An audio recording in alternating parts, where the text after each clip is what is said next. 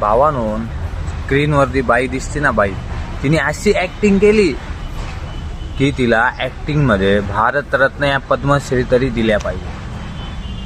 नवऱ्याला मारून टाकलं तिने. का? नवरा काळा होता म्हणून. नवरा ब्लॅक कलरचा होता म्हणून बायकोनी नवऱ्याला मारून टाकलं. पोलीस कंप्लेंट अशी केली भावा की पोलिसांना दाखवलं त्यांनी की माझ्या घरात चोरी झाली, घरातून पैसे वगैरे खूप गेले आणि माझ्या नवऱ्याला मारून टाकलं.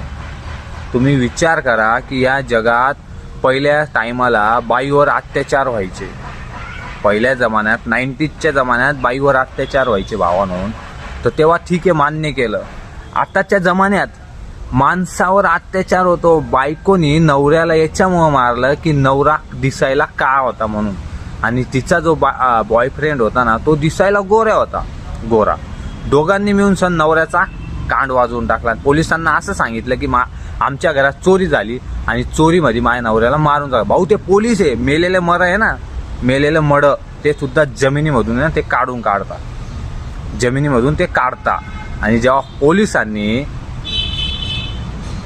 जमिनीमधून त्याला काढलं ना भावानं, तेव्हा समजलं की तिच्या बायकोनी आणि बायकोच्या लवरनी दोघांनी मिळून त्या नवऱ्याला मारून टाकलं भावानं. तुम्ही विचार करा की त्या बाईची ॲक्टिंग काय होती. जेव्हा हिचा व्हिडिओ पाहिला ना भावानं, मला सुद्धा आहे ना, माझं सुद्धा मानसिक संतुलन बिघडलं. चायला म्हणते एवढी भयंकर काय परिस्थिती चालू आहे जग, आपल्या देशामध्ये काय चालू आहे काय नाही चालू आहे, कोण कोणाला मारून टाकलं भावानं. डायरेक्ट म्हणजे अक्षरशः चोरांनी तिच्या नवऱ्याला मारून टाकलं. जेव्हा समजलं ना भावानं, नंतर चोरांनी नाही मारलं, बायकोनीच मारलं आणि चोराची ॲक्टिंग केली त्यांनी. तुम्ही विचार करा की दिसायला नवरा खराब असल्यामुळं बायकोनी डायरेक्ट नवऱ्याला मारून टाकलं. म्हणजे या जगात माणसाची व्हॅल्यूच नाही राहिली. माणूस आहे ना, माणूस व्हॅल्यू नाही आहे. तुमच्याजवळ मनी किती असू द्या, कलर आहे ना तरच व्हॅल्यू आहे भावानं. हा व्हिडिओ जास्तीत जास्त शेअर करा. नवऱ्याला समजलं पाहिजे की आपल्यासोबत बायको काय अन्याय करते.